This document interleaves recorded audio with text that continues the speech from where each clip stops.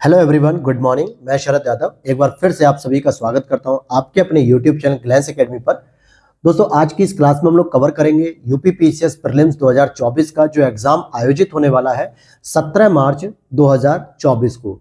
इसके लिए सबसे इम्पॉर्टेंट है हमारा करंट अफेयर्स के तहत बजट, जिसमें आपने देखा कि 2024 में चुनाव होने वाले हैं, इसलिए केंद्र सरकार के द्वारा एक इंटरिम बजट पेश किया गया, अंतरिम सरकार के रूप में, या अंतरिम बजट जिसे हम कहते हैं, जो केवल सरकार के 3 महीनों के खर्चे से संबंधित था। फिर जब नई चुनाव जीतने के बाद जो सरकार बनेगी वो अपना एक नया बजट पेश करेगी पूरे 1 साल का। दूसरा, यूपी का बजट भी 5 फरवरी 2024 को पेश कर दिया गया, जो कि वित्त मंत्री सुरेश खन्ना जी के द्वारा पेश किया गया। ये दोनों ही हमारे बजट इंपॉर्टेंट है आगामी परीक्षा 17 मार्च 2024 के लिए। लेकिन मैं एक रिक्वेस्ट करना चाहूंगा आपसे, जो आपके लिए ही बेहतरी के लिए रहेगा, कि आप लोग इस बार इंटरिम बजट के साथ साथ जो सेंट्रल गवर्नमेंट का बजट था 2023-24 का, पिछले साल वाला भी, वो जरूर देख के जाइएगा। क्योंकि अक्सर ऐसा होता है कि यूपी पीसीएस क्या करता है, 1 साल पुराना भी बजट आपसे पूछ लेता है। तो उसको आप लोग कहां से कवर कर सकते हो? हालांकि जिन लोगों ने इन नोट्स को परचेस किया होगा, बाई किया होगा, ये हैंडरिटन नोट्स है मेरे, जो कि करंट अफेयर्स ई दृष्टि जो वार्षिकी आती है उससे मैंने कवर किया है। तो आप इसमें देखोगे, यहाँ पे लिखा हुआ भी कि ई दृष्टि से अपडेटेड है ये सारी चीजें।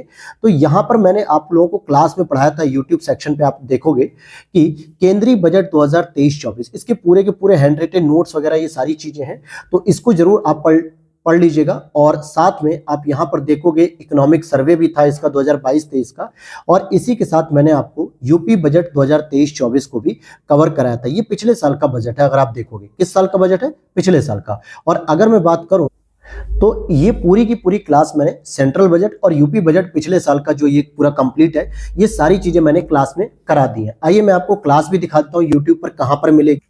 जब आप अपने YouTube चैनल पर जाके, यानी YouTube के प्लेटफॉर्म पे जाके ग्लैंस एकेडमी सर्च करेंगे यहाँ पे, तो यहाँ जब आप ग्लैंस एकेडमी को ओपन करेंगे तो इसमें वीडियो सेक्शन होगा, होम सेक्शन होगा, शॉर्ट्स होंगे, लाइव होंगे, और ये प्लेलिस्ट होगी। जब आप प्लेलिस्ट पर क्लिक करेंगे तो यहाँ पर आपको देखने को मिलेगा करंट अफेयर्स की एक प्लेलिस्ट जो मैंने कराई है। तो यहाँ पर आप देखोगे अलग अलग सारे टॉपिक्स मैंने हैंडरिटन नोट्स में तैयार करके क्लासेस कराई थी। तो इसमें आप लोग इकोनॉमिक्स के लेक्चर नंबर 6 और लेक्चर नंबर 7 को देख लेना, जहां पे आपके सेंट्रल बजट और स्टेट बजट यूपी का दोनों कवर हो जाएगा। और आज की क्लास में हम लोग पढ़ेंगे दोस्तों आज का लेटेस्ट बजट। और आज की क्लास में हम लोग क्या पढ़ेंगे दोस्तों? ये जो घटना चक्र ई दृष्टि जो आती है, आई दृष्टि पब्लिकेशन, उसका ये राजकोषीय घटनाक्रम है, जिसमें आप देखोगे यहाँ पे इंटरिम बजट लिखा हुआ 2024-25 का। इसे हम लेटेस्ट पढ़ेंगे। बाकी ये सभी चीजें मैंने हैंडरिटन नोट्स में कल शाम में एक लेक्चर डाल दिया था अपडेट करके, अपडेटेड लेक्चर नंबर 1, और एक आज शाम में आ जाएगा, जिसके बाद ये पूरा का पूरा अपडेट हो जाएगा। तो प्लेलिस्ट में जाइएगा, वहां पे आप करंट अफेयर्स को पूरा देख सकते हो 2023 से लेकर 2024 तक का। और बजट को हम लोग इस तरीके से पढ़ेंगे, और इसकी पीडीएफ में टेलीग्राम डिस्कशन ग्रुप में डाल दूंगा क्लास के बाद। आप उसको मतलब कि इसी तरीके से अंडरलाइन की हुई मैगजीन को ही डाउनलोड कर सकते हो, जिसका लिंक वीडियो के नीचे डिस्क्रिप्शन बॉक्स में दिया गया है। तो चलिए शुरू करते हैं हम लोग सेंट्रल बजट। तो यहां पर आप देखेंगे कि अंतरिम बजट लिखा हुआ है, केंद्रीय बजट को भी अंतरिम बजट, क्योंकि अभी चुनाव होने वाले हैं। शायद हो सकता है लास्ट मार्च से चुनाव होने शुरू हो जाए, 10-11 तारीख तक अधिसूचना भी आ जाएगी लोकसभा चुनाव की।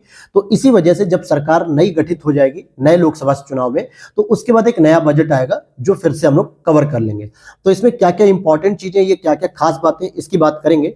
तो 1 फरवरी 2024 को वित्त एवं कारपोरेट कार्य मंत्रालय सीतारमण, जो निर्मला सीतारमण जी जो हमारी वित्त मंत्री, उनके साथ एक बजट को प्रस्तुत किया गया। उन्होंने क्या किया? बजट प्रस्तुत किया, जिसका टाइटल क्या था?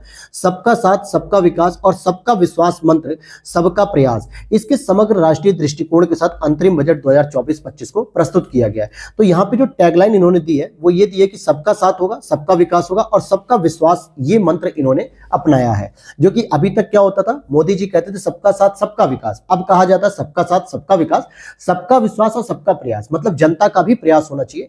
तो इस टैगलाइन के साथ इस बजट को शुरू किया गया। और यहां पे आप देखोगे इंटरिम बजट में जो अनुमानित धनराशि है वो कितनी होगी, तो अगर आप देखोगे यहां पे तो लगभग तो ये धनराशि है 47,65,768 करोड़ रुपए का ये बजट आपका प्रस्तावित किया गया अंतरिम बजट के तौर पे केंद्र सरकार के द्वारा, वित्त मंत्री निर्मला सीतारमण जी के द्वारा। और इसमें यह बताया गया संशोधित अनुमान के तहत कि 2023-24 में जो कुल व्यय हुआ था, यानी कि जो पिछला बजट था आपका, उसमें कितना व्यय हुआ था, तो 44,90,486 करोड़ रुपए का जो है कि व्यय रहा था। लेकिन इस बार का कितना रहेगा? 47,65,768 करोड़ रुपए। तो ये यूपी पीसीएस इसमें डायरेक्ट डिजिट भी पूछा जा सकता है। याद होगा आपको 2022 के प्रीलिम्स एग्जाम्स में सीधे सीधे स्टेटमेंट पूछ लिया गया था धनराशि के साथ यूपी बजट का, तो सेंट्रल बजट का भी पूछा जा सकता है। वहीं अगर हम बात करें यहाँ पे कुछ इंपॉर्टेंट चीजें, जैसे कि हर बार क्या होता है पूंजीगत व्यय पर भी चर्चा की जाती है, क्योंकि पूंजीगत व्यय एक ऐसा व्यय होता है जो हमें दीर्घकालिक जो है कि व्यय होता है, और इसका जो फायदा होता है, लाभांश होता है, वो काफी लंबे समय बाद होता है। जैसे विश्वविद्यालय बनाना, इंफ्रास्ट्रक्चर को डेवलपमेंट करना, हॉस्पिटल्स बनाना, ये सभी चीजें तो अक्सर पूंजीगत व्यय को चर्चा में रखा जाता है। तो यहाँ आप देखोगे कि बजट अनुमान 2024-25 के लिए अगर आप बात करोगे पूंजीगत व्यय की, तो ये हो जाएगा आपका कितना, बहुत ही अच्छी डिजिट है दोस्तों ये। अगर आप देखोगे पढ़ने में भी बहुत लोग कंफ्यूज हो जाएंगे। सिंपल है कि 11,11,111 करोड़ रुपए अनुमानित है। कितना 2024-25 के बजट में जो पूंजीगत व्यय है वो कितना है, 11,11,111 करोड़ रुपए अनुमानित है, जो कि संशोधित अनुमान की तुलना में 16.9% जो है कि अधिक है। तो सिंपल सा प्रश्न क्या बन सकता है कि इस बार इंटरिम बजट में 24-25 में जो आपका पूंजीगत व्यय है वो कितना है। तो अगर आपसे पूंजीगत व्यय पूछा जाए तो आपको बताना है कि 11,11,111 करोड़ रुपए, जो पिछले 23-24 के बजट से इस 23-24 के बजट की अपेक्षा कितने प्रतिशत अधिक है, तो 16.9% अधिक है। बस आपको इतनी चीजें याद रखनी है।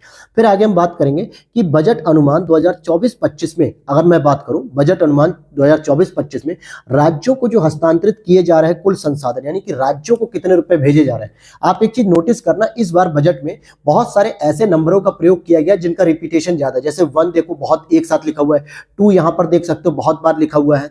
तो ऐसे आंकड़ों को आपको बिल्कुल रट के जाना है, क्योंकि वहां कंफ्यूज हो जाओगे। आपकी 6 बार 1 है कि 2 बार 1 है कि 5 बार है कि 10 बार है, कंफ्यूजन नहीं होना चाहिए। हालांकि अगर बात करें 2024-25 में, तो राज्यों को जो हस्तांतरित किया जा रहा है, यानी कि राज्यों को जो पैसा दिया जा रहा है, वो 22,22,264 करोड़ रुपए दिया जा रहा है, जो कि वित्तीय वर्ष 2022-23 की तुलना में 41 लाख मतलब 4,13,848 करोड़ रुपए अधिक है। तो हमें ये याद नहीं करना है, बस हमें ये देख लेना है 2-3 पॉइंट कि इस बार पूंजीगत बजट व्यय कितना हो रहा है, तो 11,11,111 करोड़। वहीं राज्यों को कितना दिया जा रहा है, तो 22,22,264 करोड़ रुपए, इतना जो है कि धनराशि दी जा रही है। तो ये कुछ इंपॉर्टेंट चीजें जो मैंने पहले से ही अंडरलाइन कर रखी है, और यही आपकी जो पीडीएफ है बजट की वो मैं आपको प्रोवाइड करा दूंगा। वीडियो के नीचे डिस्क्रिप्शन बॉक्स में टेलीग्राम चैनल दिया है, वहां पर आप लिंक ज्वाइन कर लो, वहां पे आपको मिल जाएगी। आगे देखते हैं यहाँ पे इंटरिम बजट से संबंधित कुछ मुख्य तथ्य जो एग्जाम्स में पूछे जा सकते हैं। जैसे यहाँ पर सामाजिक न्याय के स्तर पे 4 प्रमुख वर्गों को फोकस किया गया। एक तो आपका गरीब व्यक्ति, इस पर फोकस होगा। दूसरा महिला सशक्तिकरण पे फोकस होगा। तीसरा युवाओं की दक्षता पर फोकस होगा। और चौथा अन्नदाता, जो फार्मर्स होते हैं, इनको ऊपर उठाने का लक्ष्य रखा गया। तो इस बार सामाजिक न्याय में इन 4 वर्गों को मुख्य रूप से ध्यान दिया गया, गरीब, महिला, युवा, अन्नदाता। अब एक एक करके हम बात करेंगे। अगर गरीब से संबंधित अगर हम बात करें, तो एक एक करके पॉइंट पे बात करें, तो गरीब का कल्याण होगा तो देश का कल्याण होगा। तो ये रिकॉर्ड बताया जा रहा है सरकार के द्वारा, अपनी जो है कि जो उपलब्धियां उसके तौर पे बताया गया कि पिछले 10 वर्षों के दौरान 25 करोड़ लोग बहुआयामी गरीबी से बाहर आए। मल्टीपल पॉवर्टी इंडेक्स, MPI जिसे कहते हैं। हालांकि इसको मैंने करंट अफेयर्स में पूरा डिटेल से बता रखा है कि कौन से राज्य में, यूपी में सबसे अधिक कैसे ग्रामीण गरीबी से बाहर आए, और शहरी में कहाँ पे आए, कितना प्रतिशत परिवर्तन हुआ, ये सारी चीजें करंट अफेयर्स में आप पढ़ सकते हो। तो यहाँ पर आप देखोगे ये कहा जा रहा है कि विगत 10 वर्षों के दौरान, क्यों 10 वर्षों का यहाँ पे रेफरेंस दिया जा रहा है, क्योंकि सरकार आपकी आई थी 2014 में और 2024 में अब फिर से चुनाव हो रहा है। तो ये कह रहे हैं कि हमने 10 वर्षों में सरकार के माध्यम से देश में क्या क्या परिवर्तन किया। तो मैक्सिमम जो इनके आंकड़े आप कवर करोगे वो 10 वर्षों के आधार पर ही रहेंगे।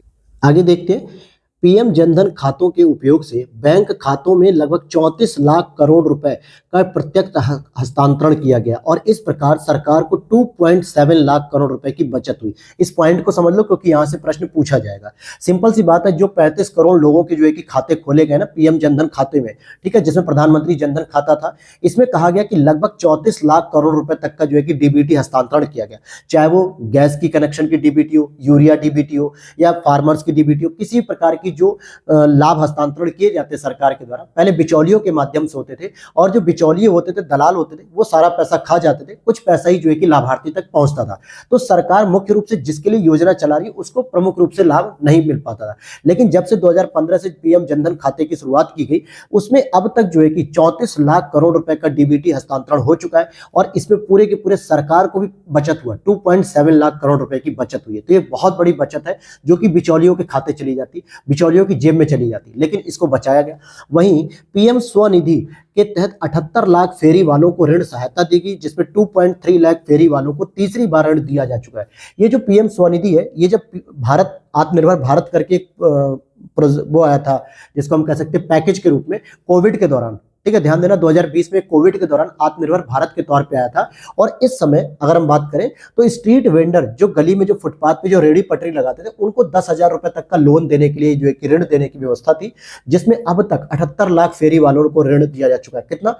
और साथ में 2.3 लाख फेरी वाले ऐसे हैं जिनको 3 बार ऋण दिया जा चुका है, उन्होंने 3 बार ऋण दिया। अब इसी के बाद देखते हैं अन्नदाता का कल्याण कैसे होगा, यानी कि किसानों का कल्याण।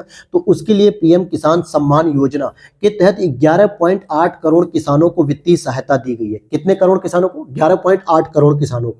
अब पीएम किसान सम्मान योजना कैसे लाभ दिया गया है, तो ये भी आपको पता होगा। और साथ में अगर हम बात करें कि पीएम फसल बीमा योजना के तहत 4 करोड़ किसानों को फसल बीमा भी उपलब्ध कराया गया। अब पीएम किसान सम्मान की अगर मैं बात करूं, अगर आपको नहीं पता तो मैं डिटेल में बता देता हूं। इसमें किसानों को जो है कि उनके जनधन खाते में या किसी प्रकार के बैंक अकाउंट में 6,000 रुपए सरकार के द्वारा ट्रांसफर किए जाते हैं। कितने हजार रुपए? 6,000 रुपए। और ये 3 किस्तों में जाते हैं, यानी कि पहली किस्त आती है आपकी 2,000 रुपए, फिर दूसरी किस्त आती है 2,000 रुपए, और फिर तीसरी किस्त आती है 2,000 रुपए। तो 2-2 हजार रुपए करके 3 बार किस्त आती है। एक साल में 6,000 रुपए सरकार के द्वारा सहायता दी जाती है, और जो कि 11.8 करोड़ किसानों को वित्तीय सहायता दी जा चुकी है। तो इस तरीके से पीएम किसान सम्मान योजना के तहत जो है कि गरीब किसानों का भी भला किया जा रहा है। और वहीं पीएम फसल बीमा योजना के तहत भी 4 करोड़ किसानों को फसल बीमा उपलब्ध कराया गया। अब बात करेंगे तीसरे वर्ग पे, जो कि हमारा है नारी शक्ति पर जोर। तो नारी शक्ति पर अगर आप देखोगे तो 30 करोड़ मुद्रा योजना ऋण महिला उद्यमियों को दिए गए। जो मुद्रा ऋण योजना होती है, जो मुद्रा योजना के तौर पे, जिसको मिनिमम जो है कि 50,000 रुपए का ऋण आप ले सकते हैं, और ये जितने भी लोगों ने ऋण लिया उसमें से लगभग 30 करोड़ जो है कि महिलाएं थी। तो कहीं ना कहीं महिलाओं ने अपना स्टार्टअप करने के लिए या कोई छोटा छोटा बिजनेस करने के लिए जो उन्हें मुद्रा योजना के तहत ऋण प्रदान किए जा रहे थे, तो उसमें देखा गया। तो इस तरीके से महिलाओं को भी जो है कि योगदान दिया गया। कितना? लगभग 30 करोड़ का। और उच्च शिक्षा में महिलाओं का नामांकन 28% तक बढ़ गया। ध्यान देना कि हायर एजुकेशन में नामांकन पिछले वर्ष की अपेक्षा, ये कंपैरिजन हो रहा है, पिछले वर्ष की अपेक्षा 28% तक वृद्धि हुई है। ये नहीं कि टोटल 28% नहीं है, ये ध्यान देना, बल्कि 28% की वृद्धि देखने को मिली। वहीं इस बार एक नई इंट्रोड्यूस की गई है टर्म्स, जिसका नाम है स्टेम। स्टेम का मतलब होता है science, technology, engineering and mathematics. इन पाठ्यक्रमों में छात्राओं और महिलाओं का 43% जो है कि नामांकन देखने को मिला है। वहीं अगर हम बात करें आगे कि पीएम आवास योजना के तहत लगभग 70% जो मकान है ग्रामीण क्षेत्रों में, वो ग्रामीण महिलाओं को दिए गए हैं। और पीएम आवास योजना ग्रामीण की बात करें, क्योंकि जो पीएम आवास योजना वो ग्रामीण और शहरी दोनों ही चल रही है, लेकिन ग्रामीण की बात करें तो इसमें एक नया टारगेट बनाया गया कि अगले 5 वर्षों में 2 करोड़ जो है कि अतिरिक्त मकानों का लक्ष्य रखा गया है। ये ध्यान देना इंपॉर्टेंट बात है, क्योंकि केंद्र सरकार का ये लक्ष्य था कि 2024 तक हम सभी को आवास दे देंगे, लेकिन शायद वो जो लक्ष्य है वो पूरा नहीं हो पाया। तो इन्होंने अगले 5 वर्ष का एक और लक्ष्य बढ़ा दिया है कि अगले 5 वर्षों में हम 2 करोड़ अतिरिक्त मकानों का लक्ष्य रखते हैं। तो ये प्रश्न बन सकता है। फिर वहीं पे अगर हम बात करें कि छत पर सौर प्रणाली लगाना, यानी कि रूफ टॉप सोलराइजेशन और निःशुल्क बिजली की बात हो रही है। तो छत पर सौर प्रणाली लगाने से 1 करोड़ परिवार हर महीने 300 यूनिट तक निःशुल्क बिजली प्राप्त कर सकेंगे, और साथ ही साथ 15 से 18,000 रुपए तक की उनकी बचत भी होगी। और इसमें 300 यूनिट तक जो है कि फ्री बिजली को वो यूज कर सकते हैं। हालांकि इसको मैंने कल की करंट अफेयर्स के क्लास में, जिसको हम कह सकते हैं पीएम सूर्य योजना करके है, मुफ्त बिजली योजना, इसको डिटेल से मैंने बताया है, तो आप वहां पर देख सकते हो। और अगर मैं बात करूं कि कृषि और खाद्य प्रसंस्करण यानी कि agriculture and food processing industry में प्रधानमंत्री किसान संपदा योजना से 38 लाख किसान लाभान्वित हुए और रोजगार के 10 लाख अवसरों का सृजन किया गया। तो ये इतना इंपॉर्टेंट नहीं था, इसलिए मैंने स्किप कर दिया था, लेकिन यहां से ये प्रश्न बन सकता है। नेक्स्ट अगर हम बात करें कि आर्थिक उन्नति और रोजगार और विकास को बढ़ावा देने के लिए जो रिसर्च एंड डेवलपमेंट यानी R&D, तो इसमें एक सबसे इंपॉर्टेंट पॉइंट बन सकता है इस बार कि 50 वर्षीय ब्याज मुक्त ऋण के साथ 1 लाख करोड़ रुपए का कोष स्थापित किया जा रहा है। तो एक फंड जो है कि स्थापित किया जा रहा है, और इस कोष से दीर्घकालिक वित्त पोषण, पुनर्वित्त पोषण कम या शून्य ब्याज दरों पर उपलब्ध कराए जाएंगे। मतलब कि क्या कहा जा रहा है कि 50 वर्ष तक आप ब्याज मुक्त ऋण ले सकते हो, यानी कि ऐसा ऋण ले सकते हो जो ब्याज मुक्त होगा, और जिसके लिए 1 लाख करोड़ रुपए का फंड स्थापित किया रहा है, जिसमें आप दीर्घकालिक वित्त पोषण या पुनर्वित्त पोषण या कम या शून्य ब्याज दरों पर आराम से उपलब्ध करा सकते हैं। तो रिसर्च एंड डेवलपमेंट के लिए एक बहुत बड़ा नया इनिशिएट लिया जा रहा है। साथ ही साथ बुनियादी ढांचे की अगर हम बात करेंगे तो बुनियादी ढांचे के विकास और रोजगार सृजन के लिए पूंजीगत व्यय के परिव्यय में 11.1% बढ़ाकर 11,11,111 करोड़ रुपए का किया जा रहा है। और जो कि घरेलू जो जीडीपी होती है यानी कि भारत की जीडीपी, इसका लगभग 3.4% होगा। कितना होगा अगर आप देखोगे तो ये भारत की जीडीपी का लगभग 3.4% है, 11,11,111 करोड़ रुपए। और ये पिछले वर्ष की अपेक्षा 11.1% जो है कि व्यय किया जा रहा है, अधिक व्यय किया जा रहा है। और इसमें हम रेलवे पे बात कर लेते हैं तो यहाँ पर ध्यान देना कि 3 स्तर इंपॉर्टेंट है रेलवे के लिए, जैसे लॉजिस्टिक दक्षता को बेहतर करने के लिए और लागत घटाने के लिए पीएम गति शक्ति, ये जो है कि पीएम गति शक्ति प्रोजेक्ट में शुरू कर दिया गया था 2020-21 के बजट में। और उसमें 3 प्रमुख आर्थिक रेल गलियारे कार्यक्रमों की पहचान की गई। कौन कौन से 3 आर्थिक रेल गलियारे हैं? इकोनॉमिक रेलवे कॉरिडोर, इनको याद रख लो, ऊर्जा खनिज सीमेंट गलियारा नंबर 1, दूसरा पत्तन संपर्क गलियारा नंबर 2 और तीसरा अधिक यातायात वाले गलियारे 3। इट मींस की energy mineral cement corridors, port connectivity corridors और हाई ट्रैफिक डेंसिटी कॉरिडोर्स, ये 3 जो है कि प्रमुख गलियारे हैं जो आर्थिक रेल गलियारा कार्यक्रम की पहचान की गई है। और इनको बेहतर किया जाएगा, लॉजिस्टिक क्षमता जो है कि इनकी बेहतर की जाएगी ताकि लागत भी घट सके। तो अगर आपसे पूछा जाए कि 3 नए रेलवे कॉरिडोर की बात की गई है तो वो ये 3 रेलवे कॉरिडोर आपको याद रहने चाहिए। क्योंकि देखो पीवाईक्यू आप देखोगे पुराने प्रश्न तो इसमें इसी तरीके के प्रश्न पूछे जाते हैं। वन लाइनर के तौर पे देखोगे तो कितने ऐसे रेलवे डिब्बे हैं जिनको वंदे भारत के मानकों पर अपडेट किया जाएगा या अपग्रेड, तो 40,000 जो है कि सामान्य रेल डिब्बे जिनको वंदे भारत के तौर पे अपग्रेड किया जाएगा। वहीं देश में हवाई अड्डों की संख्या दोगुनी होकर कितनी हो गई? 149 हो चुकी है। और हरित ऊर्जा की अगर हम बात करें तो 2030 तक 100 मीट्रिक टन की कोयला गैसीकरण और तरलीकरण क्षमता को स्थापित किया जाएगा। क्योंकि कोयला गैसीकरण एक ऐसी तकनीक है जिसके माध्यम से जो कोयला के द्वारा जो प्रदूषण फैलाया जाता है उसको बहुत न्यूनतम किया जा सकता है। लेकिन इसके लिए पहले कोयला को गैसीकरण और तरलीकरण किया जाएगा, जो कि 2030 तक हम ये स्थापित करेंगे क्षमता।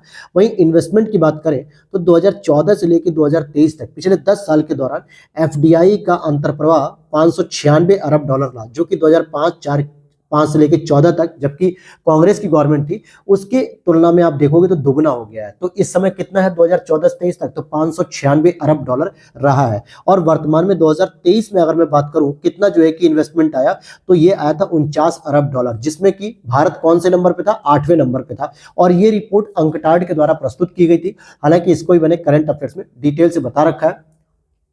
आप जहां पर ये क्लास देख रहे हो उसी प्लेलिस्ट में आपको वो सारी क्लासेस मिल जाएंगी। आगे देखो कि विकसित भारत के लिए राज्यों में सुधार, ये एक टैगलाइन रही है इस बार बजट में, विकसित भारत। तो राज्य सरकारों द्वारा विभिन्न पड़ावों से जुड़े हुए सुधार के लिए 50 वर्ष के ब्याज मुक्त ऋण के रूप में 75,000 करोड़ रुपए का प्रावधान का प्रस्ताव भी किया गया है।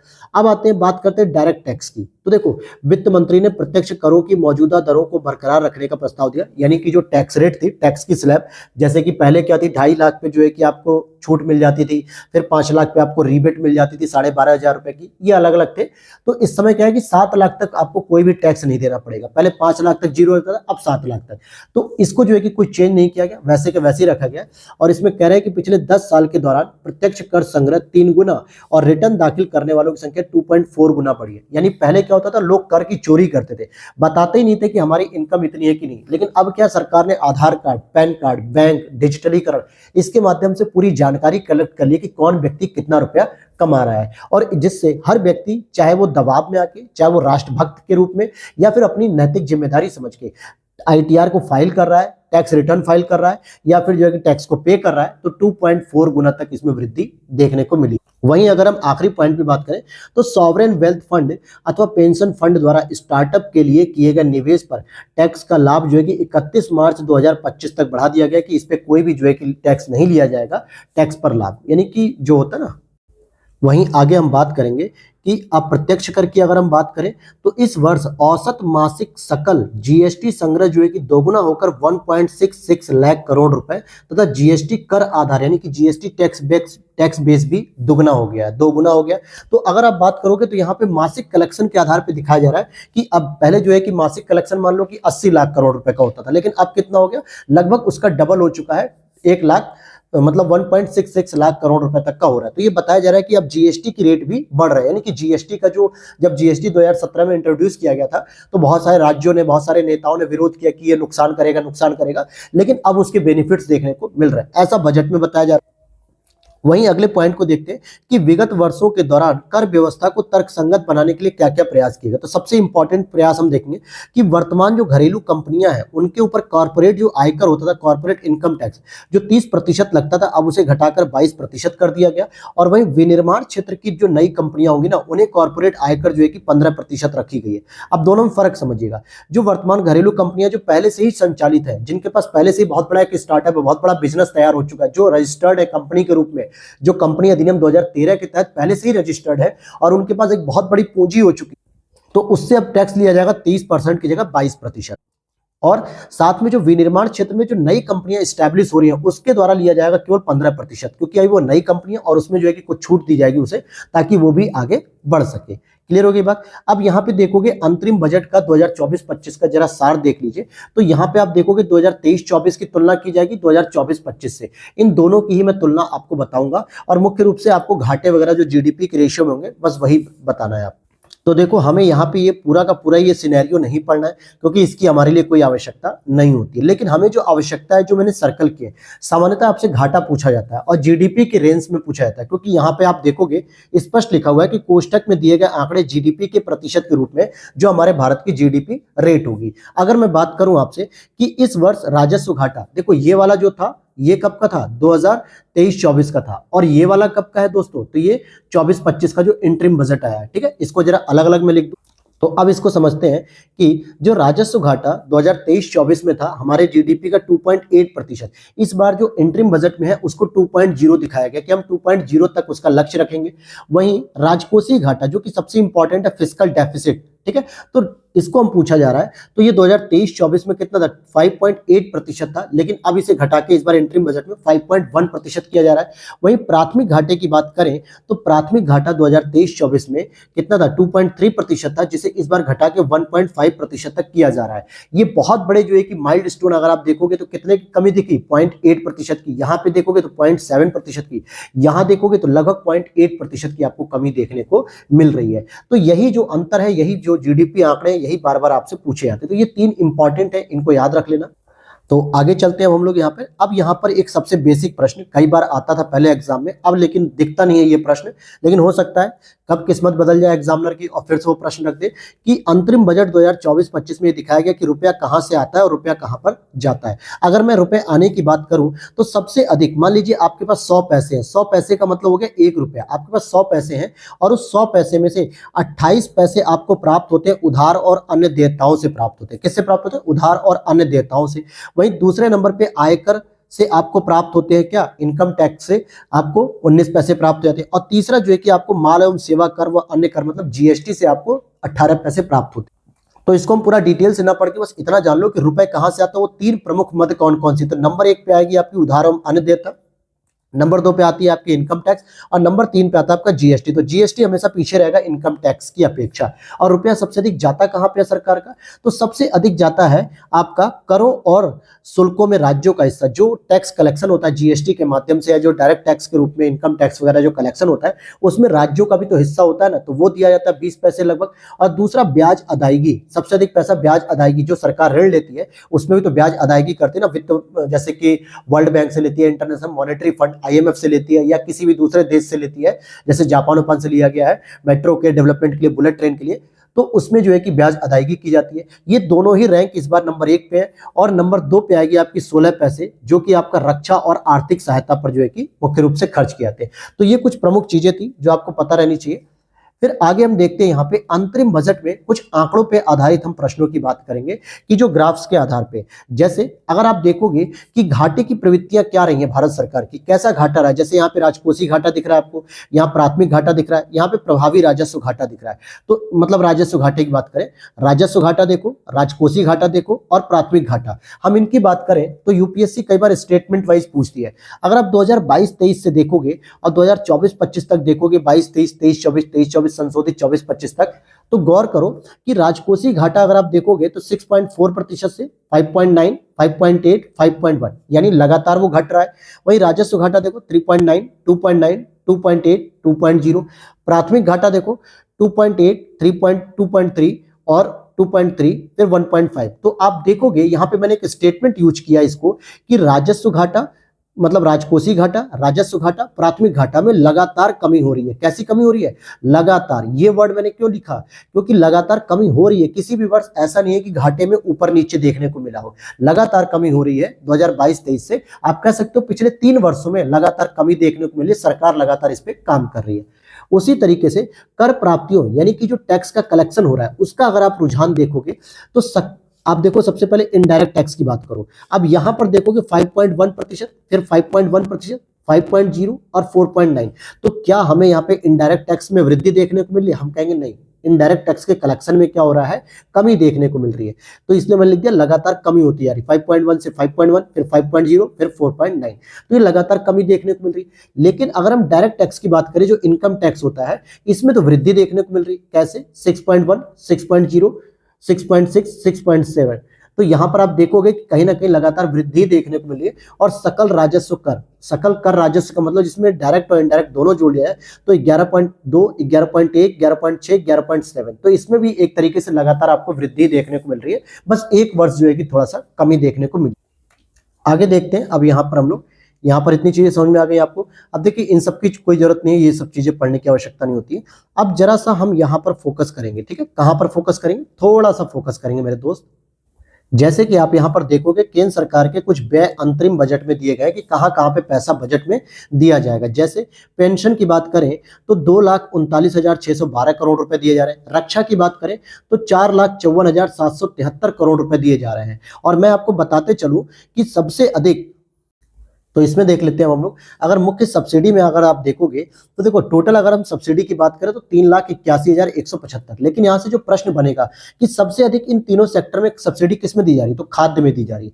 2,05,250 करोड़ रुपए सब्सिडी दी जा रही है खाद्य सामग्री में। और दूसरे नंबर पे आती है उर्वरक सब्सिडी, जो कि 1,64,000 है। तीसरे पे आती है पेट्रोलियम, 11,925 करोड़ रुपए। तो अब यहां पर प्रश्न बन सकता है कि सब्सिडी मामले में टोटल सब्सिडी कितनी जा रही है, तो 3,81,175 करोड़। अगर उसमें पूछ लिया जाए कि सबसे अधिक सब्सिडी किसमें दी जा रही है, तो खाद्य में दी जा रही है 2,05,250 करोड़ रुपए। ठीक है।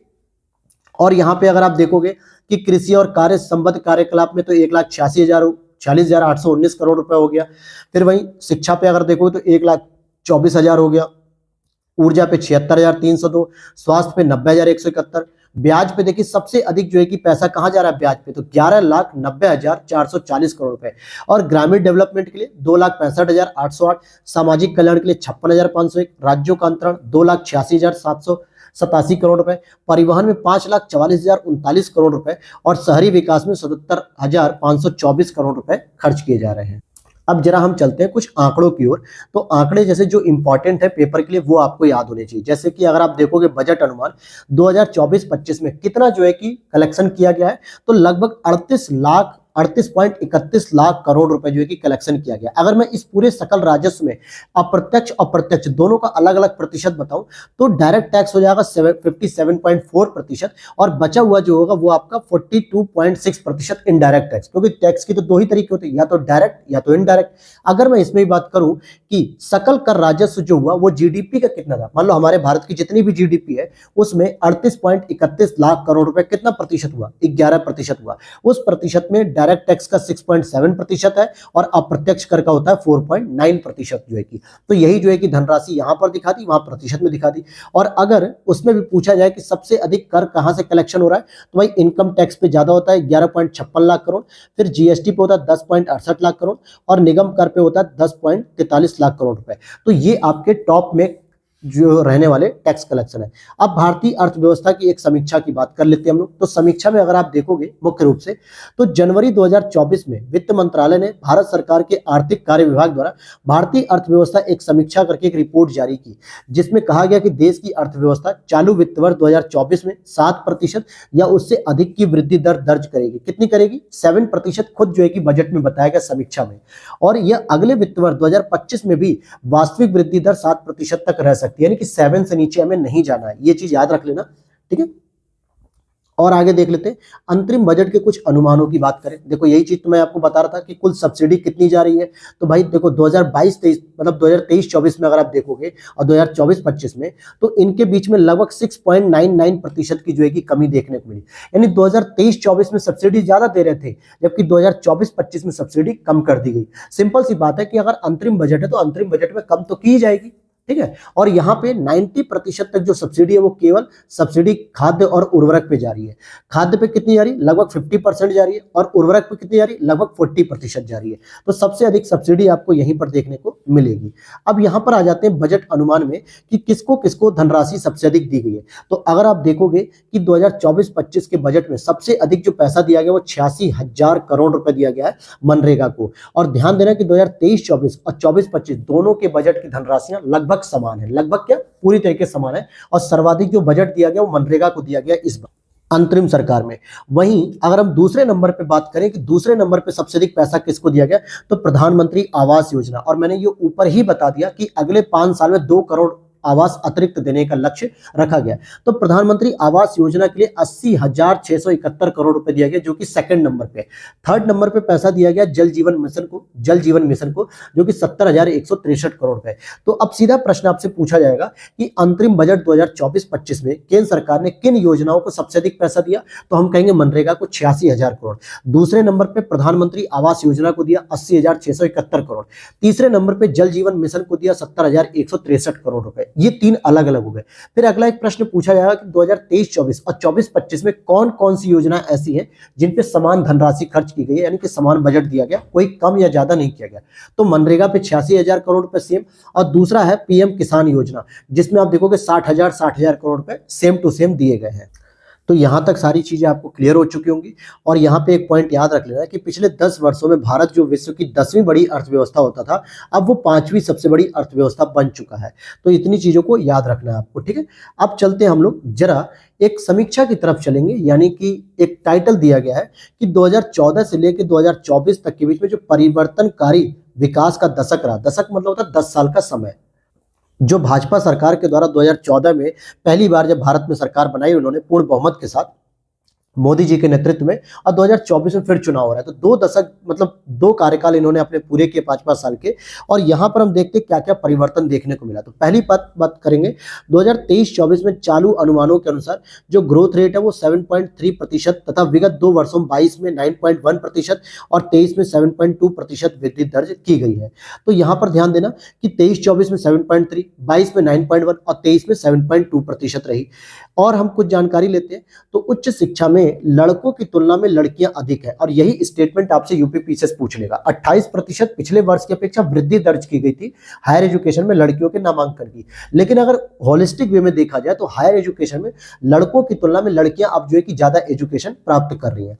और लड़कियों का जो सकल नामांकन है, ग्रॉस एनरोलमेंट रेशियो, तो अगर आप देखोगे वर्ष 2020 में जो कि 27.9% था और 2010 में ये केवल और केवल 12.7% था। तो 2010 से 2020 में आप देखोगे इतना परिवर्तन देखने को मिला।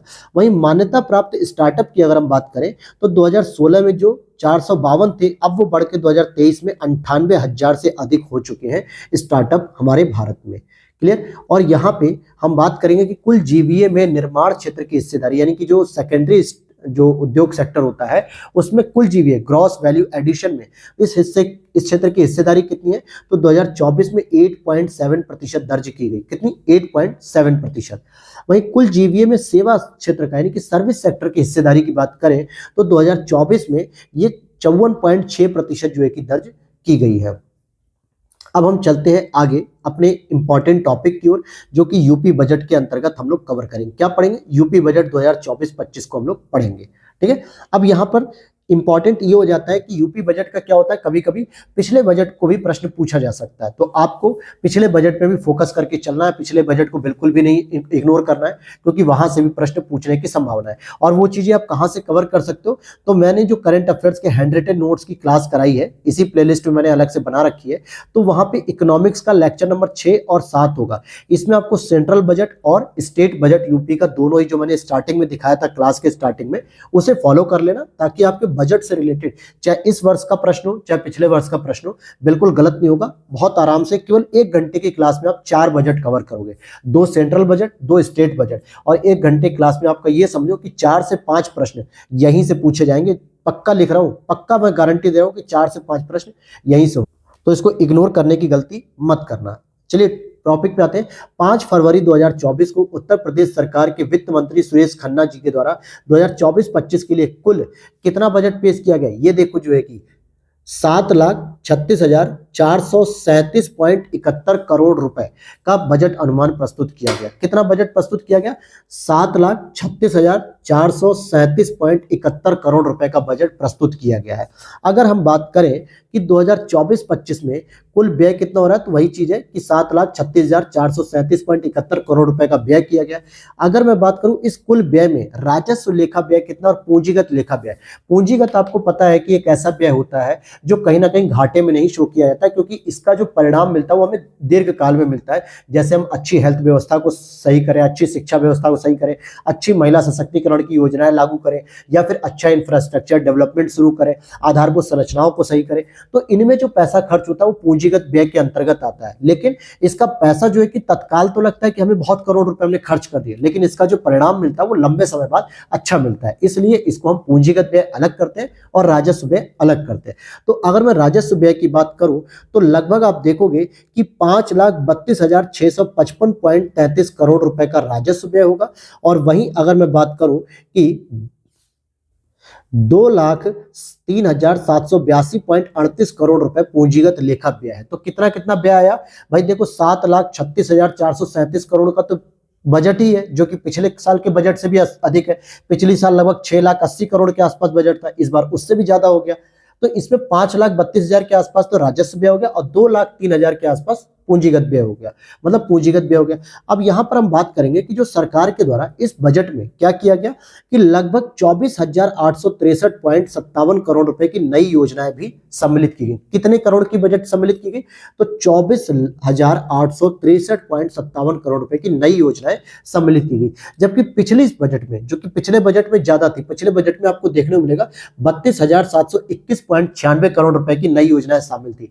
तो क्या लगता है कि कुल बजट तो पिछले वर्ष की अपेक्षा ज्यादा है, लेकिन पिछले वर्ष की अपेक्षा नई योजनाओं पे जो है कि पैसा इस बार कम खर्च किया गया। क्या खर्च किया गया? कम खर्च किया गया। तो यही स्टेटमेंट आपसे पूछा जा सकता है। अगर आप बजट को देखते हुए चलना चाह रहे हो तो 2018-19, 20 मतलब 21-22, 22-23, 23-24, 24-25, तो आप देखोगे लगातार बजट में क्या हो रहा है, बजट के आंकड़ों में वृद्धि देखने को मिली, यानी कि बजट का जो रेशियो है, जो धनराशि है, उसमें वृद्धि देखने को मिली है। पिछली बार कितना था? अगर आप देखोगे 23-24 में, ठीक है, तो 23-24 में देखोगे 6,90,242 था, उससे पहले 6,15,519 था, और इस बार है 7,36,437 करोड़ रुपए का बजट है, जो कि उत्तर प्रदेश का अब तक का सबसे बड़ा जो है कि बजट माना जा रहा है। अब यहाँ पे हम बात करेंगे बजट के सार की, तो इसमें हमें जो इंपॉर्टेंट पॉइंट पढ़ना है वो हमें ये पढ़ना है। क्या पढ़ना है? कि निधि का प्रवाह, यानी कि कहां से पैसा आता है, कहां पैसा जाता है। तो देखो सबसे पहले इंपॉर्टेंट हम बात करेंगे कि 100 पैसे की अगर हम बात करें या 100% की, तो सबसे अधिक जो पैसा प्राप्त होता है हमें राजस्व का, अपना जो टैक्स कलेक्शन होता है राज्य का, यानी ये सरकार पर निर्भर नहीं कर रही है। सरकार पर निर्भर तो करेगी सेकंड नंबर पे, जो केंद्रीय कर अंतरण होता है वो सेकंड नंबर पे आता है। तो पहला इसका जो पैसा कमाने का जरिया होता है ये अपना टैक्स कलेक्शन होता है, चाहे वो जीएसटी के तौर पे हो, या इनकम टैक्स के तौर पे हो, या चुंगी के तौर पे हो, या शुल्क के तौर पे हो, या बाजार कर हो, या हॉट कर, या मेला कर, कोई भी प्रकार का जो कर होता है जो ये टैक्स का कलेक्शन करते हैं, उसमें लगभग 37% जो है कि पैसा कमाता है हमारा यूपी। ये हम यूपी की बात करें पहले नंबर पे। दूसरे नंबर पे जो केंद्रीय कर अंतरण होता है, जो कि वित्त आयोग की सिफारिश के अनुसार राज्यों को 42% देना होता है, जिसमें GST, SGST, IGST, income tax, शुल्क, तमाम प्रकार के जो कर होते हैं उसमें यूपी का जो हिस्सा होता है वो लगभग 30% होता है। थर्ड नंबर पे आपका आता है सार्वजनिक ऋण प्राप्तियां, जो सार्वजनिक स्तर पर ऋण दिए जाते हैं उनसे जो रिसीविंग होती है ब्याज के तौर पे लगभग 15% के आसपास, ये तीसरा मानक होता है जहां से भारत यूपी को पैसा प्राप्त होता है। लेकिन यूपी का सबसे अधिक जो पैसा जाता है वो जाता है पूंजीगत व्यय। ये यूपी सरकार के द्वारा कहा जा रहा है कि हम सबसे अधिक पैसा पूंजीगत व्यय में खर्च करते हैं, लगभग 21%। और दूसरे नंबर पे हम खर्च करते हैं वेतन देने में सरकारी कर्मचारियों कर्मचारियों के, चाहे वो ग्रुप ए, बी हो, सी हो, डी हो, इन सभी का जो वेतन दिया जाता है, जैसे टीचर हो गए, ग्रुप डी की वैकेंसी हो गई, यूपीपीसीएस की वैकेंसी हो गई, इनको पैसे दिए जाते हैं लगभग 13% के आसपास। ये दूसरे नंबर पे जहां पे पैसा जाता है। तो अब आ जाइए जरा हम प्रमुख आर्थिक बिंदु की बात कर ले, तो जरा इंपॉर्टेंट बातों की बात करें तो देखो, पूरा अगर नहीं भी पूछा जाए 7,36,000 के आसपास अगर बजट ऐसे नहीं आ रहा है, तो आपसे इतना ही पूछा जाता है कि 7.36 लाख करोड़ रुपए का बजट है। कितना है इस बार का यूपी बजट? 7.36 लाख करोड़ रुपए का बजट है। वहीं 2022-23 मतलब 2023-24 के सापेक्ष अगर देखें तो 6.7% की वृद्धि देखने को मिलती है, क्योंकि पिछली बार का बजट 6,91,000 करोड़ रुपए के कुछ था और इस बार क्या है 7,36,000 करोड़ रुपए के आसपास है। तो पिछले वर्ष की अपेक्षा आप देखोगे तो 6.7% वृद्धि देखने को मिलती है, जिसमें राजस्व व्यय कितना था तो 5.33 लाख करोड़ और पूंजीगत व्यय कितना था 2.04 लाख करोड़ रुपए हो गया। क्लियर है? अब रिसीविंग कितनी होगी, प्राप्तियां कितनी होगी, तो प्राप्तियों का जो अनुमान है कि राजस्व प्राप्ति तो हो जाएगी हमें 6,07,000 लाख करोड़ के आसपास और पूंजीगत प्राप्तियों की 1.14 मतलब 14 लाख करोड़ रुपए के आसपास होगी और कुल प्राप्तियां जब आप इन्हें जोड़ दोगे तो 7.21 लाख करोड़ रुपए की रिसीविंग भी हमें होगी। और जबकि बजट कितना, व्यय कितना हो रहा है 7.3 लाख का और प्राप्तियां कितनी हो रही है 7.21 लाख का। अब आ जाओ कुछ इंपॉर्टेंट चीजें अगर हम देखना चाहें, जैसे अगर आप देखोगे प्रमुख आर्थिक बिंदु जो कि बजट 24-25 का, तो देखो पूंजीगत परिव्यय जो है इस कैपिटल आउटले में जो वृद्धि की गई 6.19% की गई पिछले वर्ष की अपेक्षा। वहीं रेवेन्यू सरप्लस की बात करें जीएसडीपी के प्रतिशत में तो 2.97% रेवेन्यू सरप्लस है। जीएसडीपी का मतलब होता है ग्रॉस स्टेट डोमेस्टिक प्रोडक्ट, यानी कि जीडीपी जो होती है स्टेट के स्तर पे, तो कितना रेवेन्यू सरप्लस में रहेगा इस बार 2.97%। वहीं राजकोषीय घाटे की बात करें जो कि एफआरबीएम एक्ट कहता है कि 3.5% से अधिक नहीं होना चाहिए घाटा राज्यों का, तो यूपी सरकार कह रही है कि हम 3.46% तक ही घाटा रखने की पूरी कोशिश करेंगे। तो ये 3 पॉइंट आपको याद रखने हैं। फिर अगर हम बात करें समावेशी विकास के लिए कुछ योजनाएं दी गई बजट में, जैसे युवा रोजगार सृजन और महिला सशक्तिकरण के लिए, तो मुख्यमंत्री युवा उद्यमी विकास योजना को शुरू किया गया है। ठीक है। वहीं दूसरे स्तर पे राष्ट्रीय फैशन प्रौद्योगिकी संस्थान की स्थापना भी की जाएगी। ये इंपॉर्टेंट है दोस्तों कि राष्ट्रीय फैशन प्रौद्योगिकी संस्थान की स्थापना भी की जाएगी और साथ ही साथ 2 मेगा सरकारी आईटीआई की स्थापना और 69 आईटीआई का उन्नयन भी किया जाएगा, यानी कि 2 तो आईटीआई खोली जाएंगी और 69 आईटीआई को अपग्रेड किया जाएगा। वहीं मुख्यमंत्री कन्या सुमंगला योजना के अंतर्गत जो प्रावधानित राशि जो अभी तक आप पढ़ते आ रहे हो 15,000 रुपए, अब इसको बढ़ा के 25,000 रुपए कर दिया गया। ये इंपॉर्टेंट हो जाएगा। क्यों इंपॉर्टेंट हो जाएगा? क्योंकि मुख्यमंत्री कन्या सुमंगला योजना जो कि बच्चियों के, लड़कियों की पढ़ाई से संबंधित है, ग्रेजुएशन तक जाते जाते 6 चरणों में 15,000 रुपए दिए जाते थे, अब वो 6 चरणों में 25,000 रुपए दिए जाएंगे, यानी कि धनराशि बढ़ा दी गई है। वहीं वरिष्ठ नागरिक कल्याण कोष का भी गठन करेगी यूपी सरकार। और इंफ्रास्ट्रक्चर की बात करें तो आप देखोगे कि जैसे आपने पढ़ा होगा गीडा, ठीक है, गीडा क्या होता है? Gorakhpur industrial development authority. इसी तरीके से एक बीडा का भी गठन किया जा रहा है, यानी बुंदेलखंड औद्योगिक विकास प्राधिकरण, यानी बुंदेलखंड इंडस्ट्रियल डेवलपमेंट अथॉरिटी का गठन किया जा रहा है। वहीं फॉर्च्यून 500 कंपनियों के लिए एफडीआई नीति 2023 को लॉन्च किया गया, जिसमें यह कहा गया कि यूपी सरकार पूरी तरीके से कोशिश करेगी कि जो विश्व के स्तर पर टॉप 500 कंपनियां हैं, मल्टीनेशनल कंपनी, वहां से जो है कि एफडीआई को आकर्षित करने की कोशिश की जाएगी। तो ये एफडीआई 2023 आया। वहीं सेमीकंडक्टर नीति भी 2023 में लॉन्च की गई। हालांकि इससे पहले ही भारत में सबसे पहले गुजरात राज्य था जिसने सेमीकंडक्टर नीति जो पॉलिसी लेकर आता है। आगे बात करें तो नगरीय क्षेत्रों में स्टॉर्म वाटर ड्रेनेज कार्यक्रम हेतु भी बजट का प्रावधान किया गया और आगरा लखनऊ एक्सप्रेसवे, पूर्वांचल एक्सप्रेसवे को जोड़ने के लिए 60 किलोमीटर का एक नया लिंक एक्सप्रेसवे बनाया जाएगा, जो कि आगरा लखनऊ जोड़ेगा और पूर्वांचल एक्सप्रेसवे को जोड़ देगा। आरएनडी की बात करें अगर हम रिसर्च एंड डेवलपमेंट में, तो क्या क्या योगदान हो सकता है? तो पहली चीज, सरकारी विभागों को आर्टिफिशियल इंटेलिजेंस, मशीन लर्निंग और अत्याधुनिक तकनीकों का उपयोग करना शुरू किया जाएगा। वहीं एआई सेंटर उत्कृष्टता केंद्र की स्थापना की बात भी की जा रही है। आर्टिफिशियल इंटेलिजेंस जो सेंटर होंगे, जो एक्सीलेंस सेंटर होंगे, उत्कृष्टता केंद्र, इसकी भी स्थापना होगी। और $1 ट्रिलियन लक्ष्य रखा गया है। इसकी प्राप्ति हेतु सांख्यिकी प्रणालियों का सुदृढ़ीकरण और ऑनलाइन डाटा स्टोरेज भी किया जाएगा। आईआईटी कानपुर में 500 बिस्तर के सुपर स्पेशलिटी अस्पताल वाले school of medical research and technology की भी स्थापना की जाएगी। कहां पे? आईआईटी कानपुर में की जाएगी। इससे संबंधित और जानकारी अगर हम देखें, जैसे पर्यटन डेवलपमेंट की बात करें, तो आप देखोगे अयोध्या, काशी, मथुरा, वृंदावन, नैमिषारण, विंध्यवासिनी धाम, देवी पाटन और नाथ कॉरिडोर जो कि बरेली में है, इस पे थीम आधारित अवस्थापनाओं और सुविधाओं का विकास किया जाएगा। और प्रयागराज में कुंभ संग्रहालय की स्थापना की जाएगी। कृषि और संबद्ध क्षेत्र की बात करें तो मुख्यमंत्री खेत सुरक्षा योजना कौन शुरू कर रहा है दोस्तों? यूपी शुरू कर रही है, ठीक है, यूपी सरकार। और राज्य कृषि विकास योजना भी। निजी ट्यूबवेल के लिए बिजली की दरों को 100% तक की सब्सिडी दी जाएगी जो निजी ट्यूबवेल से सिंचाई हो रही है। और गन्ने के राज्य परामर्श मूल्य में 20 रुपए प्रति क्विंटल की बढ़ोतरी भी की जाएगी, क्योंकि यूपी में गन्ने का सबसे अधिक उत्पादन होता है, तो इसमें 20 रुपए प्रति क्विंटल की बढ़ोतरी भी की जाएगी। अब यहाँ पे प्रमुख वित्तीय संकेतक की अगर आप बात देखोगे तो महामारी के बाद, यानी कि जो कोविड-19 की महामारी थी, इसके बाद निरंतर 14% से अधिक इकोनॉमिक ग्रोथ रेट रही हमारी।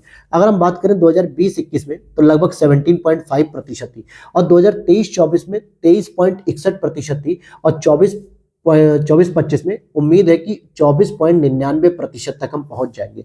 तो ये हमारे उत्तर प्रदेश की इकोनॉमिक ग्रोथ रेट है।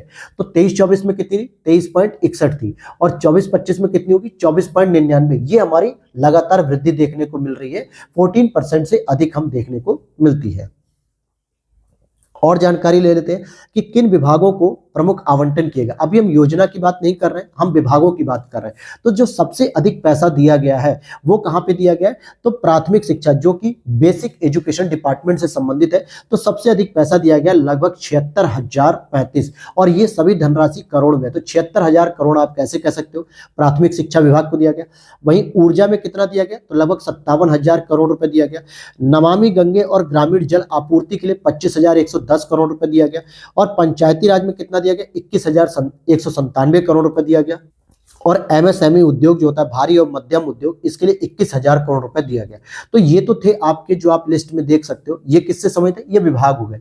लेकिन जो प्रश्न पूछा था वो योजनाओं से पूछा जाता है कि किस योजना को कितना पैसा दिया गया। तो अगर हम एक बार डिटेल से समझ लेते हैं तो देखो, सर्व शिक्षा अभियान, ये जो है कि 21,310 करोड़ रुपए दिए गए। और जल जीवन मिशन, सबसे अधिक जो पैसा दिया गया जल जीवन मिशन को दिया गया 22,000 करोड़।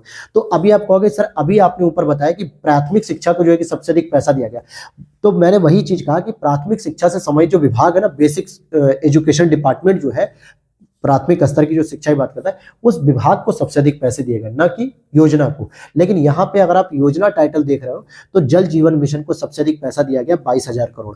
और सेकंड नंबर पे आता है सर्व शिक्षा अभियान, जिसको 21,310 करोड़ रुपए दिए गए।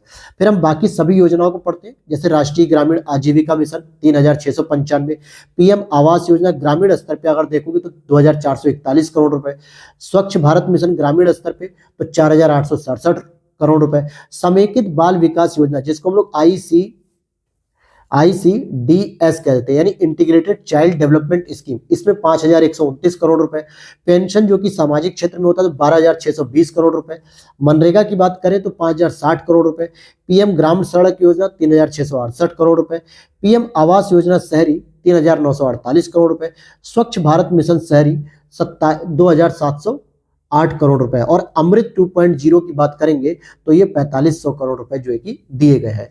अब यहाँ पे बात करेंगे उत्तर प्रदेश का कुछ ऐसी योजनाएं हैं जिनका स्थान प्रथम आता है, यानी कि भारत में कुछ योजनाएं ऐसी चल रही हैं जो यूपी प्रथम है। जैसे कि प्रधानमंत्री मुद्रा योजना के आवंटन में यूपी प्रथम नंबर पे, प्रधानमंत्री जनधन योजना में भी यूपी प्रथम नंबर पे, प्रधानमंत्री स्वनिधि योजना में भी यूपी प्रथम नंबर पे, प्रधानमंत्री सुरक्षा बीमा योजना में यूपी फर्स्ट हो गया, प्रधानमंत्री अटल पेंशन योजना में भी यूपी फर्स्ट है। अब यूपी का सेकंड स्थान कहाँ कहाँ पे? जैसे प्रधानमंत्री जीवन ज्योति बीमा योजना में उत्तर प्रदेश को डीबीटी परफॉर्मेंस रैंकिंग में भी सेकंड स्थान ही दिया गया है। क्या? डीबीटी परफॉर्मेंस रैंकिंग में भी सेकंड स्थान दिया गया है। अब आगे हम बात करेंगे कुछ इंपॉर्टेंट पॉइंट की, जैसे अगर हम देखें बजट 2024-25 के अनुसार जेवर में एशिया का सबसे बड़ा जो हवाई अड्डा बन रहा है उसके लिए 1150 करोड़ रुपए की धनराशि दी गई है। वहीं एक्सप्रेसवे NH के साथ औद्योगिक नोड्स की कनेक्टिविटी और लखनऊ आगरा पूर्वांचल के लिए 500 करोड़ रुपए दिए गए, जो कि 60 किलोमीटर का लिंक बनाया जा रहा है। राष्ट्रीय ग्रामीण स्वास्थ्य मिशन के लिए 7,350 करोड़ रुपए, और 14 नए मेडिकल कॉलेज के लिए 964 करोड़ रुपए भी दिए जाने की बात की जा रही है। अब यहां पर हम देख लेते हैं जरा, अब देखो यहाँ पे तो जो है कि निर्यात तत्परता सूचकांक 2022 में 7वें नंबर पे है। वस्तुगत निर्यात की बात करें 2022 में भी 7वें नंबर पे है। लीड्स की बात करें तो 2022 में 6 नंबर पे है। लेकिन मैंने ये सारी जो सूचनाएं हैं ये मैंने ऑलरेडी करंट अफेयर्स में अपडेट कर दिया 2023 के साथ, तो आप वहां से इसे पढ़ सकते हो। अब यहाँ पे सामाजिक और आर्थिक परिणाम की बात करें तो जैसे कि अगर आपसे पूछा जाए कि महिला श्रम शक्ति की भागीदारी यूपी की तरफ से कितनी है, तो 2023 में 32.1% जो है कि दिखाई जा रही है। यानी पूरे यूपी में जितना भी श्रम शक्ति है जिसमें महिलाओं की जो श्रम शक्ति है वो लगभग 32.1% है। ये 2023 के अनुसार है। मेडिकल कॉलेजेस की संख्या की बात करें तो 2017 में जब सरकार में आए थे उससे पहले 17 थी, लेकिन अब मेडिकल कॉलेजेस कितने हो गए, 73 हो चुके हैं 2023 में। तो इसी तरीके से अब हम आगे देखेंगे यहाँ पे कि नल से पेयजल आपूर्ति का विस्तार जो किया गया वो वर्ष 2023 में लगभग 72.07% तक यूपी में कर दिया गया। और पीएम के अंतर्गत जो पीएम आवास योजना है उसके अंतर्गत जो निर्मित आवास है वो कितने हो गए, 2023 में लगभग 47.82 लाख आवास भी निर्मित कर दिए गए हैं।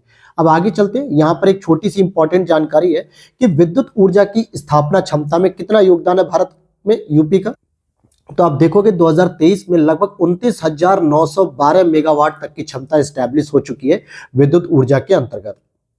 और यहाँ पे बजट में कुछ नई पहले जो है कि शुरू की गई, जैसे ग्रीन बजट का बात रखा गया। ग्रीन बजट का मतलब होता है जो कि 26वें संयुक्त राष्ट्र जलवायु परिवर्तन शिखर सम्मेलन ग्लासगो में मोदी जी के द्वारा एक पंचामृत रणनीति के लिए प्रतिबद्धता संकल्प दिया गया था और बजटीय अनुमान की ग्रीन टैगिंग करने वाला भारत का ये पहला राज्य बनेगा। तो ये एक प्रश्न बन सकता है आपका यूपी पीसीएस प्रीलिम्स में कि कौन सा ऐसा भारत का पहला राज्य जिसने अपने बजट को ग्रीन टैगिंग के साथ जो है कि असेंबल्ड किया, तो ये यूपी हो जाएगा। किसने किया, यूपी। अब इसके लिए क्या होगा कि पर्यावरण के अनुकूल वित्तीय नीतियों का निर्धारण किया जा रहा है कि जो भी हम फाइनेंशियल पॉलिसीज बनाएंगे डेवलपमेंट के लिए उसमें हम कहीं ना कहीं हर एक पॉइंट में पर्यावरण को अनुकूल रूप से प्रभावित करने वाली चीजों को रखेंगे, जैसे सतत विकास के लक्ष्यों को प्राप्त करना, स्वच्छ पर्यावरण एवं प्राकृतिक संसाधनों के संरक्षण पर बल देना, पर्यावरण उन्मुखी नीतियों का निर्धारण करना, स्थिति स्थापक पर्यावरण सुनिश्चितताकरण करना।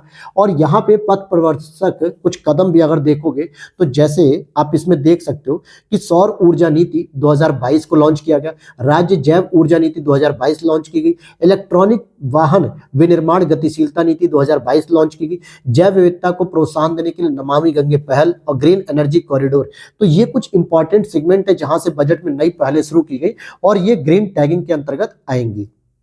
और एक सबसे लास्ट इंपॉर्टेंट आज की क्लास का लास्ट पॉइंट रहेगा, तो आपको यहाँ पे बजट का जो घाटा देखना है, जैसे कि सकल राज्य घरेलू उत्पाद जीएसडीपी जिसे हम लोग कहते हैं, ग्रॉस स्टेट जो डोमेस्टिक प्रोडक्ट होता है, इसमें अगर आप देखोगे 24-25 में जो बजट का घाटा रखा गया है वो राजकोषीय घाटा कितना रखा गया, 3.46% रखा गया। कितना, 3.46%। अगर 2023-24 का आपसे पूछ लिया जाए तो ये आपका 3.49% हो जाएगा। ठीक है, इसको याद रखने की जरूरत नहीं है। 23 जो पुनरीक्षित अनुमान आ गया बस आपको ये याद रखना है। तो 23-24 में 3.49%, जबकि 24-25 जो इस बार का बजट आया उसमें 3.46% तक करने को रखा गया, क्योंकि जो एफआरबीएम एक्ट है, एफआरबीएम एक्ट ये स्पष्ट कहता है कि किसी भी राज्य के द्वारा अपने बजट घाटे को 3.50% से अधिक नहीं होने देना है। बजट घाटा यानी राजकोषीय घाटे को इतना अधिक नहीं होने देना। हालांकि 2025-26 के लिए भी अनुमान लगाया गया कि 2.97% तक हम करने की बात रखेंगे, लेकिन आपको स्पेशली यही याद रखना है 24-25 में 3.46 और 23-24 में 2.49% रहेगा। ठीक है, तो वीडियो अच्छी लगी हो तो लाइक कर देना। और इसके बाद जितने भी आगे के टॉपिक है जो मैंने कट कर रखे ये सारे हैंड रिटन नोट से मैंने जो है कि सारी क्लासेस करा दी है। बस आज की इस क्लास में हम लोग को बजट पढ़ना था। और मैं फिर से कहूँ कि आप लोग जो यूपी बजट पढ़ोगे ना दोस्तों, तो इस बार जो आया है 2024-25 का, इसको तो पढ़ना ही पढ़ना है। साथ में आप लोग 2023-24 का जरूर पढ़ के जाना, क्योंकि 1 से 2 प्रश्न ऐसा हो सकता है जो पुराने बजट से भी आएगा। और अक्सर क्या होता है, स्टूडेंट पुराने बजट को बिल्कुल भूल जाते हैं। तो 23-24 कहाँ मिलेगा आपको, मैंने करंट अफेयर्स के लेक्चर नंबर 6 और 7 इकोनॉमिक्स में देखोगे तो वहां मिल जाएगा। और सेंट्रल बजट जो कि इस बार इंटरिम बजट था, कुछ खास बजट नहीं था, इसलिए इस पे ना फोकस करके एग्जामिनर क्या करेगा, 2023-24 वाले बजट को फोकस करेगा, जिसमें पूरा डिटेल से सारी चीजें दी हुई है। तो वहां से भी 1-2 प्रश्न देखने को मिलेगा। तो ऐसा मेरी एक सलाह है, अगर आप लोग मान लोगे तो ज्यादा बेहतर होगा। बाकी एग्जाम में जब क्वेश्चन आएगा तो वो देखा जाएगा क्या रहेगा। तो वीडियो अच्छी लगी तो लाइक कर देना। और आज शाम को आपको करंट अफेयर्स का जो अपडेटेड सेक्शन है उसका सेकंड लेक्चर देखने को मिल जाएगा, जिसके बाद आपका पूरा का पूरा 1 साल का करंट अफेयर्स फरवरी 2024 तक का करंट अफेयर्स पूरा तैयार हो जाएगा आपका। तो वीडियो अच्छी लगी तो लाइक कर देना। मिलते हैं नेक्स्ट वीडियो में। Thanks for watching.